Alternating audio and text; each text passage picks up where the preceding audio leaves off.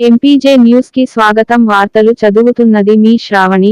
కాకినాడ జిల్లా కాకినాడ పట్టణంలో ఎంపీజే ఆధ్వర్యంలో కాకినాడ జిల్లా కార్యాలయంలో ఏప్రిల్ 14, 2025న డాక్టర్ అంబేద్కర్ 135వ జయంతి వేడుక ఘనంగా జరిగింది. ఈ కార్యక్రమంలో రాష్ట్ర సుప్రీం కౌన్సిల్ మెంబర్ హుస్సేన్ మాట్లాడుతూ, అంబేద్కర్ రాజ్యాంగాన్ని రచించడమే కాకుండా దేశంలో సమానత్వం గురించి కూడా పాటుపడ్డారని తెలిపారు. సభ్యులు నుమాన్ సుధీర్ మాట్లాడుతూ, అంబేద్కర్ విద్యను సర్వసామాన్యం చేసి భారతదేశ ప్రగతికి తోడ్పడ్డారని, మరియు నైతిక విలువలు గల పౌరుల నిర్మాణమే వారి లక్ష్యమని, దాని కోసం మనమందరం కలిసి పాటుపడాలని సూచించారు. ఈ కార్యక్రమానికి జిల్లా ట్రెజరర్ ఆఖిల్ అలీ, జిల్లా సభ్యులు Abdul Kaleem, Ramizunnissa, Sahera Begum, city president Noor Abdullah, city సభ్యులు సత్యనారాయణ, ఉస్మాన్ షబ్బీర్, బాబులాల్, చంద్రశేఖర్ పాల్గొన్నారు. సభ్యులందరికీ జిల్లా అధ్యక్షులు హాలీం అభినందనలు తెలియజేశారు. అందరికీ నమస్కారం. ముందుగా మీ అందరికీ డాక్టర్ బిఆర్ అంబేద్కర్ 135వ జయంతి శుభాకాంక్షలు. అలాగే ఆయన రచించిన భారత రాజ్యాంగం స్థాపించి 75 వసంతాలు పూర్తయిన సందర్భంగా కూడా మీ అందరికీ శుభాకాంక్షలు తెలుపుకుంటున్నాను. డాక్టర్ బిఆర్ అంబేద్కర్ భారతదేశంలోనే కాదు, ప్రపంచం అంతటా కూడా ఆయన కీర్తిస్తారు. ఎందుకంటే ఆయన ఒక విజనరీ పర్సన్. భారతదేశాన్ని ఎలా ప్రగతి పదంలో నడిపించాలి అని ఎప్పుడూ ఆలోచించేవారు. ఆయన చిన్న వయసు నుండి ఆయన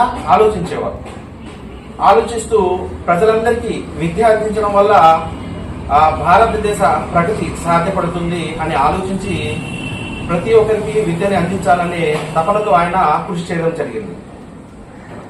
ఆయన చెప్పిన మాటల్లో ఒక మాట మనందరికీ చాలా స్ఫూర్తిదాయకమైన మాట.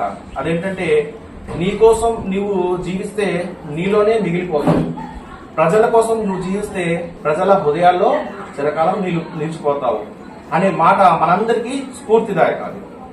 ఆ విధంగానే ఆయన ప్రయత్నం చేసి విద్యని సర్వసామాన్యం చేయాలి, అందరికీ అందించాలి అని ఆయన చెప్పిన మాట, మరో మాట మనందరికీ స్ఫూర్తిదాయకం. ఒక మసీదు, ఒక గుడి, ఒక చర్చి నిర్మిస్తే 1000 మంది భిక్షగాళ్ళు తయారవుతారు. అదే ఒక పాఠశాలను నిర్మించినట్లయితే 1000 మంది మేధావులు తయారవుతారని చెప్పేసి ఆ ధ్యేయంతో ఆయన పనిచేయడం జరిగింది. దాని యొక్క రిజల్ట్ కూడా ఈ రోజు మనం చూస్తున్నాం. ప్రతి ఒక్కరు కూడా విద్య ద్వారా సాంకేతికంగా మన భారతదేశం దూసుకుపోతుంది. అలాగే చివరిగా ఆయన చెప్పిన మాటలు కూడా మాకు ఎంతో స్ఫూర్తిదాయక మాటలు.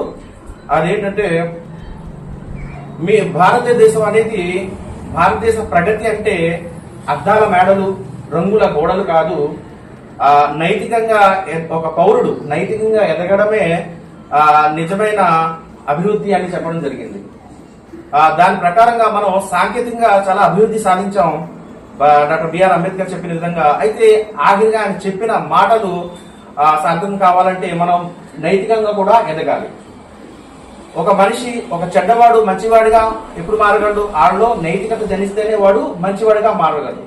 మన భారతదేశం అయితే ఈరోజు ప్రపంచ దేశాలకి ధీటుగా నిలిచింది. కానీ మన భారతదేశానికి నెరవేరని కళ ఒకటి ఉంది. అదేంటంటే విశ్వగురు కళ. ఆ విశ్వగురు కళ ఎప్పుడు సాధ్యమవుతుందండి? భారతదేశం నైతికంగా ఎదిగితేనే అది సాధ్యపడుతుంది. కాబట్టి మనందరూ కూడా డాక్టర్ బిఆర్ అంబేద్కర్ గారు చెప్పిన మాటల్ని ఆదర్శంగా తీసుకొని సాంకేతికత పరంగానే కాకుండా నైతికంగా కూడా మనం అందరం ఎదగాలని చెప్పేసి నేను కోరుకుంటూ మరోసారి డాక్టర్ బిఆర్ అంబేద్కర్ 130వ జయంతి శుభాకాంక్షలు తెలుపుకుంటూ ముగిస్తున్నాను. జై హింద్, జై భీమ్. ఎంపీ తరఫున ఈ కార్యక్రమం జరుపుతున్నాము. కాబట్టి అంబేద్కర్ గారికి పూలమాలలు మన జనాబ్ హుస్సేన్ గారు వచ్చి, అలాగే సుప్రీం కౌన్సిలర్ హుస్సేన్ గారు వచ్చి పూలమాలతో అందరూ కూడా కమిటీ నెంబర్లు కూడా వచ్చి సత్కరించవచ్చు.